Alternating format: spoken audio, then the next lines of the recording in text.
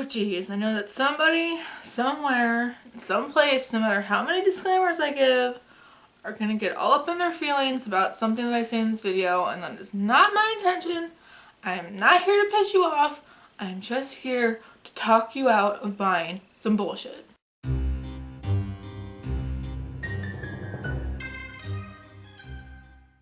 Hi guys, my name is Lacey. I'm Spookulous and Fat Hips, and welcome back to my YouTube channel. I don't know why I just like, I don't know. Oh dear. It was time. It's time for another anti-haul.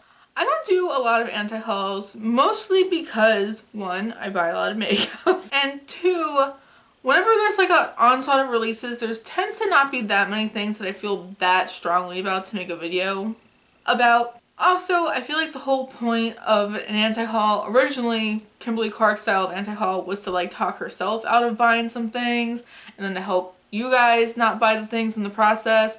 And obviously along the way, anti-hauls kind of got out of control, and some people just do them for the negative attention. Other people just do it to like be real shitty about products and brands. And I don't know, I'm gonna try my hardest, because I know my own personal last anti-haul got very petty very quickly, and it was just a whole lot of me being like, fuck this product. So I'm gonna try this time to be more clear and have more like logical reasons as to why I'm anti-hauling these products, and to just keep it more truthful to the whole Kimberly Clark style. I wrote down not only what products I'm anti-hauling, but I wrote down the reasons why, so I could keep myself on track, which I think was something that I needed to do last time around. Also, obvious big disclaimer here. An anti-haul is meant to be hyperbolic because most products are sold to us in a very hyperbolic way. And if you don't know what that means, think about the last time you heard an influencer tell you that you needed something, that it was life-changing, etc. An anti-haul is meant to be the antithesis of that. It's meant to tell you how desperately you don't need something, how ridiculous something is, how silly it would be to add it to your collection, in the hopes of curbing spending, and specifically the kind of like consumerism that exists for the holidays specifically. So if I'm anti-hauling a product and talking shit about a product that you love, that has worked for you, that you're very excited for, please do not take it personally, because it's nothing about you. It's about controlling what I spend, it's about helping others control what they spend, and to just think more critically about which pieces of makeup we're choosing to bring in our collection. That being said, let's start with the collection that sparked this whole desire for me to do an anti-haul today. I'm gonna sit slightly to the side so that we have a place to put pictures. A lot of these are collections that I'm anti-hauling in this video. So the first thing that I want to anti-haul is the Too Faced Pretty Rich palette / collection. If you haven't seen this, basically Too Faced did what they always do, and they took a thing that was successful in the past and then made a whole gigantic collection out of it and just continued to beat a dead horse. It is a palette based off of the diamond highlighters that came out around this time last year, which I had that highlighter. I didn't get rid of it. I have that highlighter. I like it very much. And there's a part of me that's gonna fiddle with what I titled this video, because a lot of these things that I'm anti-hauling today are definitely things that Lacey, like 2016 Lacey, would have definitely bought. Either because of the company, the cuteness factor, the completionist thing. Anyway, specifically about this collection that I need to anti-haul as an eyeshadow lover to all the other eyeshadow lovers who watch my channel, I need to anti-haul this palette.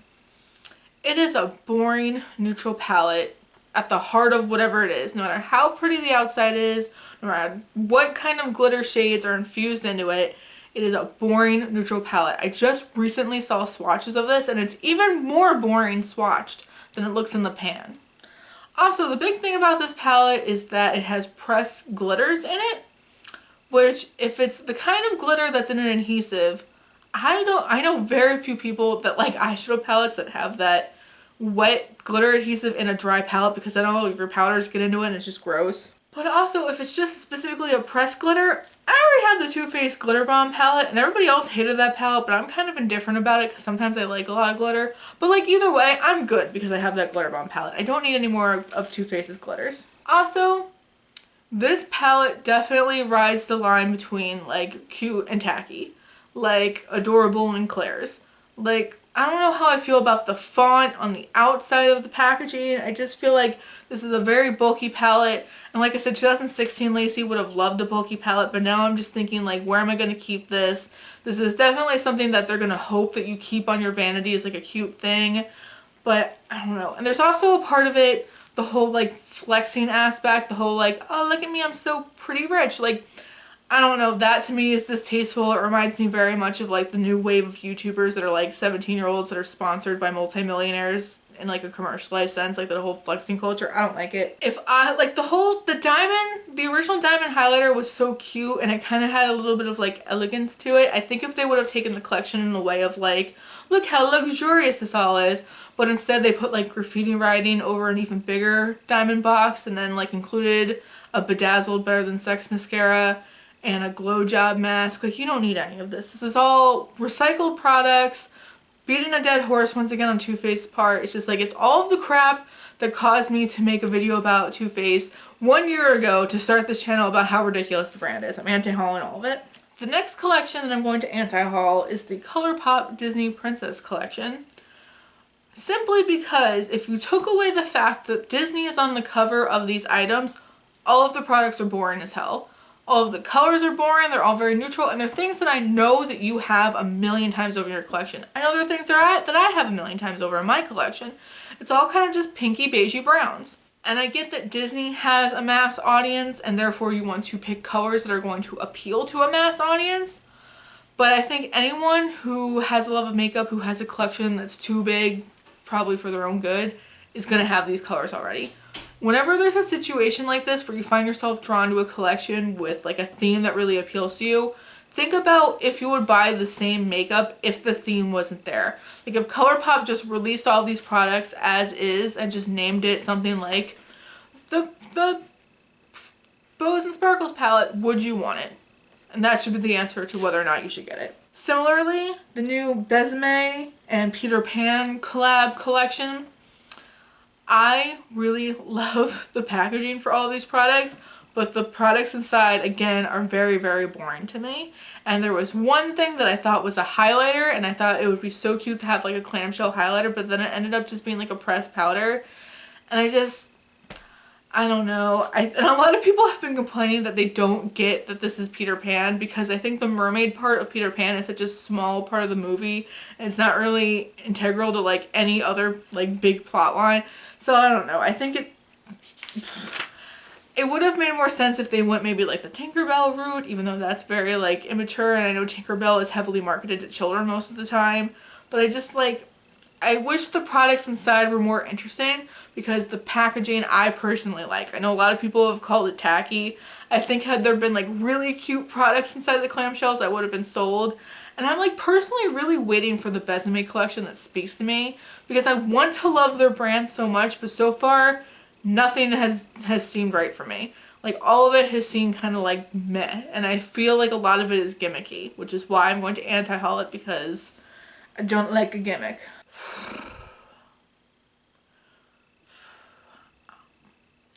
Speaking of gimmicky, bulky, the pure Grinch collection. This is some shit I would have bought a couple years ago. It's gigantic, it comes in a cute little set, there's a lipstick in the middle of the eyeshadows. I've seen this collection in person and the eyeshadows are very cute. What I don't understand about this collection from Pure's perspective is why they did this set the way that they did it. And I guess it's for like, so family members who only know that, like the only thing they know about you is that you like makeup can like go buy this for you as like a cute Christmas gift. But I feel like for the average person, you're not going to be able to store this easily. I don't personally like makeup that is like different mediums of makeup within one setting, so I don't like that there's a lipstick within the eyeshadow palette. That just drives me crazy. And the one thing that I can't get past now is how very anti-Grinch this is. And if you don't know, I am somebody who very much hates Christmas, and that stems from the fact that I've worked retail my entire life and have never really gotten to enjoy the good sides of the holidays. I've only ever seen the toxic, negative, like consumerist bullshit of the holidays. But seeing Georgia talk about this product on her channel and having her literally read an excerpt from the Grinch book about like when he literally sees after all he took all of their stuff that they're still celebrating Christmas and it didn't mean anything to begin with. And having that in my mind, it is such an anti-Grinch collection because it's marketing off of like Grinch and holidays, and that is like the whole point of the Grinch was like that you don't need stuff. And it's just forever anti-hauling the bulky palettes. What I would have liked if they would have done the same kind of format that they did their Trolls palette or their My Little Pony palette and did a Grinch themed that I would have bought in a heartbeat. But the big bulky opening up and there's like cuteness, I don't need that. Something that may shock people that I don't want, but I don't really find it that shocking because the colors are really so boring. The new Violet Voss Small and Sweet bundle of eyeshadow palettes. Again, as someone who really likes Violet Voss shadows, this is something that a couple years ago I maybe could have been persuaded to buy, but these palettes specifically offer nothing interesting or new to my collection. And also as someone who has quite a bit of Violet Voss palettes, it's just regurgitating a lot of what I already see in Violet Voss palettes. Like there's an all metallic palette, there's like a brownish neutrally red palette, everything's kind of muted, it's not even that interesting. I don't know who these are for because there's so many palettes like this already existing on the market. I appreciate that they released something smaller and were able to lower their price points because that's a frequent criticism that I have of Violet Voss, is that their prices tend to be a little too high for what I think the quality is. But this just isn't it, and I think they're definitely trying to appeal to those of us who get suckered in by bundles, and I think this is one bundle that I can definitely pass on. Anti-hauling. This one might be a big duh for a lot of us currently in the makeup community because I think all of us are very over this person and very over all of the drama that came with this person, but I wanted to talk about it because I am anti-hauling the new Laura Lee Los Angeles holiday collection. I will give you that the little tiny palette is very cute. And I'm personally a sucker for highlighters. I'm also a sucker for loose highlighters. There's a lot of things that might have sucked me into this collection if all of the like previously mentioned drama hadn't happened this year. But the real reason, so minus all of that, minus how you think about Laura Lee, minus everything, the real reason like that I would want to anti-haul this as a makeup consumer is because I've tried multiple things from her brand before the tweets and all of that bullshit. While I really loved the Nudie Patootie palette, I fucking hated the Party Animal / Boss Babe little tiny palettes, and it looks like the holiday palette is the same kind of, it's definitely the same, you know, palette size as those palettes. I'm going to assume therefore it's also the same formula, and I actually just recently donated those two palettes because I just didn't find them to be good. I didn't think they were nearly as good as the Nudie Patootie palette. So I don't know if just as a new brand owner she's playing down like with formulas and trying to figure out what works right, but just quality wise I was so not into those last two palettes. Like I said, even before all of this drama happened, and I know a lot of people got the more colorful one in their boxy charms and like most people didn't like it. So for those reasons alone, it's a pass. And also, I just really want to get in the habit of not supporting influencers that I don't personally support in my real life. So there's been a lot of instances in my life where an influencer will collab with a brand and release a product that is nice and I just like the product and I'll buy it. I want to stop doing that if I don't personally support the influencer, because I think as a whole influencer culture has gotten so toxic and that just perpetuates that toxicity further. But that's a topic for a whole nother video. This palette. This is something that I immediately said, oh, like a year ago I would have bought this. But I just have no need for this palette anymore, and I've already gone ahead and donated its counterpart away. So any completionist like void that I would have needed to fill in my heart, I've made sure to get rid of. This is the Tarte Tartist Pro Remix palette. This has been a very conflicting palette, opinion-wise, for a lot of people. A lot of people are like, oh, finally, Tarte's doing a color palette. A lot of people are like, not colorful enough. People have been really hating the packaging. I'm sorry, I'm team. I don't like the splatter thing. I think it's very distracting. I also think this palette specifically loses what was nice about the first Tartist Pro palette, was that in that palette, all of the rows equaled like one cohesive eye look. So all of the mattes, and then you had that one special like duo colored metallic at the end, that was all one eye look, and it was a very nice way to have a lot of eye looks very conveniently, which is why I think I bought it at first. Also, very tricked by those Bora Bora Trippin' with Tarte swatches where like people are doing it over water that in like their beautiful hotel rooms that Tarte paid for. So there's that. But I just feel like this palette is a little bit more jumbled, and it kind of feels like Tarte was like, oh, people want color. People were very upset about that April Fool's joke that went wrong. Let's just throw some shit together and give them another colorful. I don't know. I don't like it. I think it was a missed opportunity. And also, I just don't find the Tarte eyeshadow formula to be that good compared to all of the things I've tried now. So back in the day, when I was first getting into eyeshadows and people were talking up Tarte eyeshadows, I really did think they were like some mind-blowingly great shit. But now, compared to so many other eyeshadows that I've used, I just don't find them to be that impressive.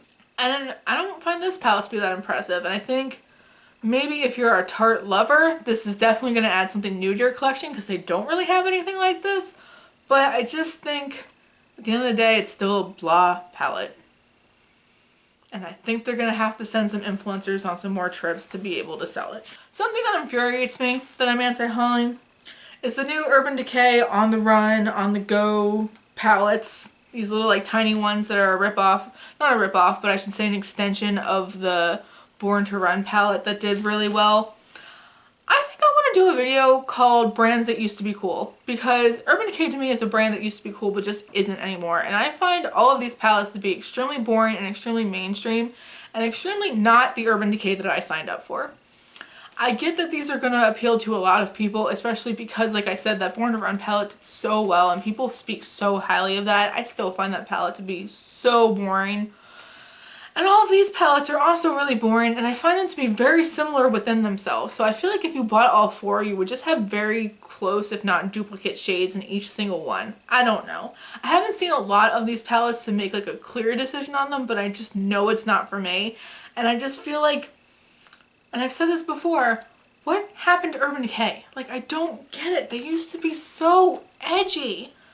Where's the edge, Urban Decay? Where are you? Speaking of brands that used to be cool that just aren't cool anymore, I might as well also talk about the new Kat Von D Lolita palette that's coming out. This is such a shame. This is such a shame because the Lacey that loved Kat Von D, that kind of ignored maybe all of the problematic things that she'd done in the past, that really would have loved to complete a collection from Kat Von D, would have loved this palette. One, I just find it a little bit boring. I don't like that it's an all matte palette, but that's just a personal preference for me. I really wish that they would have thrown some beautiful Lolita-esque, and when I say Lolita-esque, I mean like referring to the actual lipstick color. The whole topic of whether or not it's appropriate to even name a shade Lolita is like a different conversation that like a lot of other people have touched on. But that specific iconic lipstick shade from her, if she would have done metallics like that, I think it would have been pretty. And I saw somebody say this on either a Trend Mood post or somebody else on Instagram.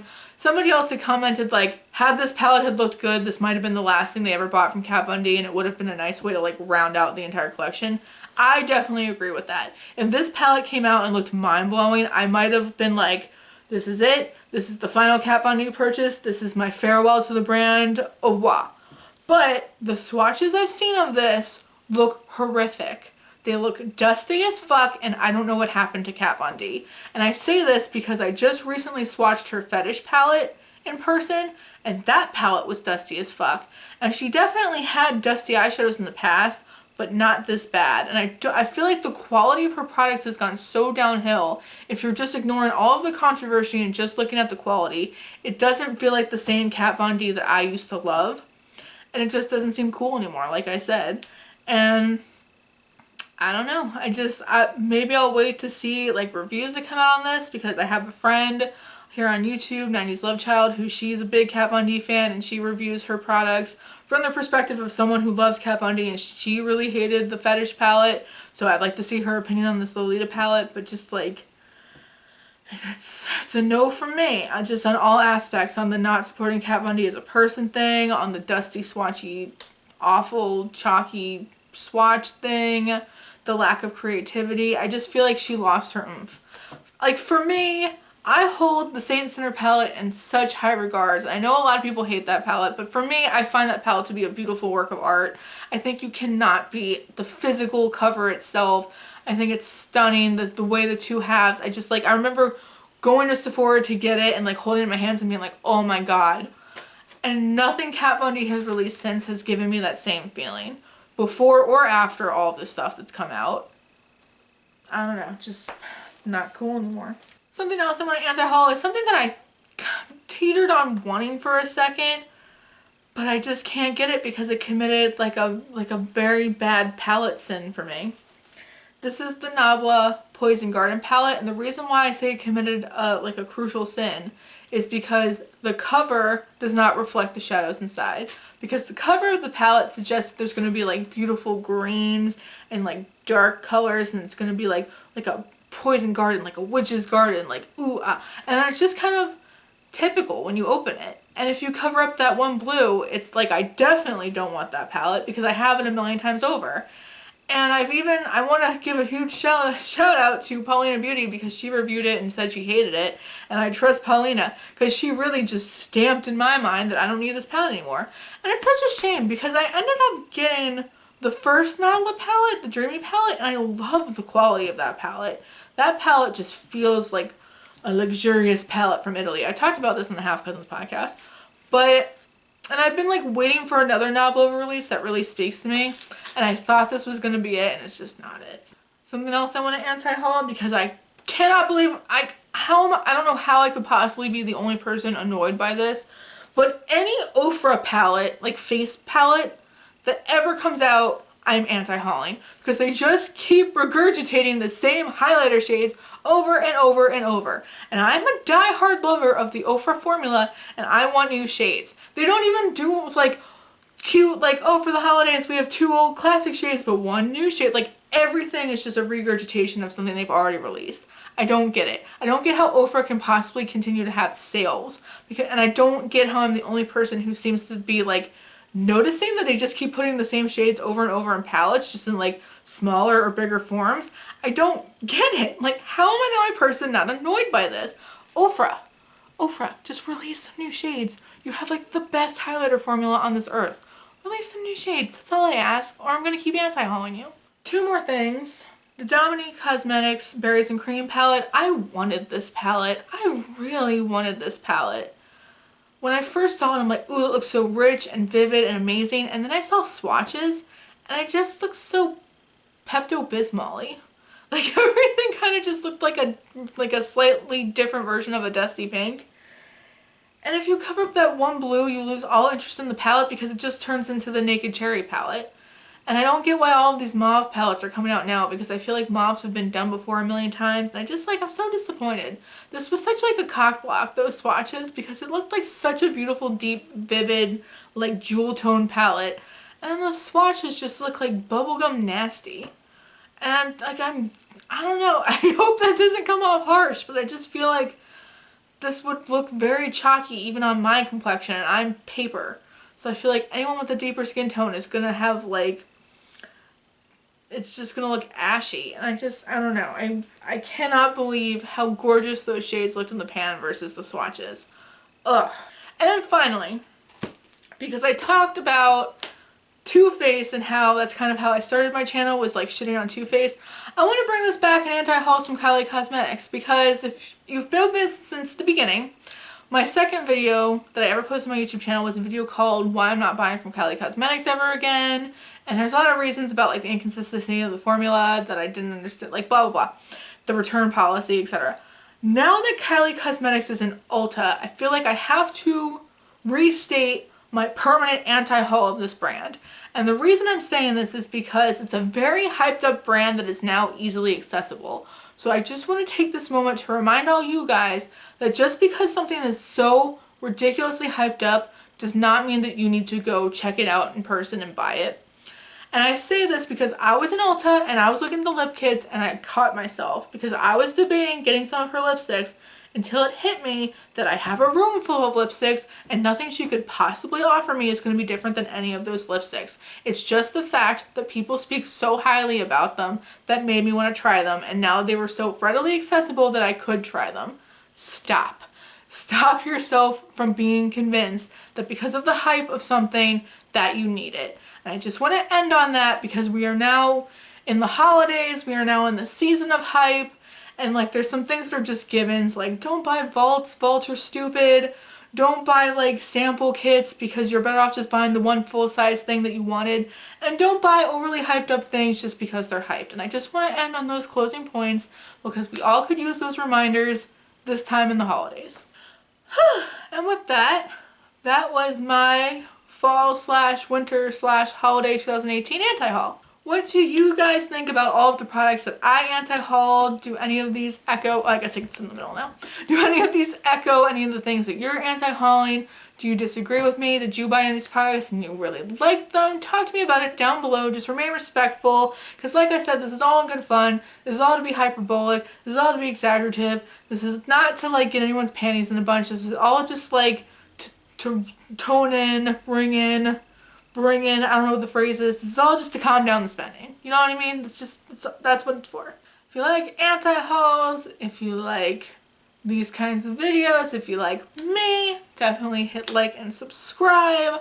Also follow me on Instagram, which is also Spookless and Fat Hips, because I'm definitely there a lot more than I can be on YouTube sometimes. If you want some exclusive spooky content that is not makeup related at all, make sure to check out my Patreon because any help there just helps this channel, which I appreciate so much. And that's all I got to say. Thank you guys so much for watching this video, and I'll see you all in the next one. Bye guys!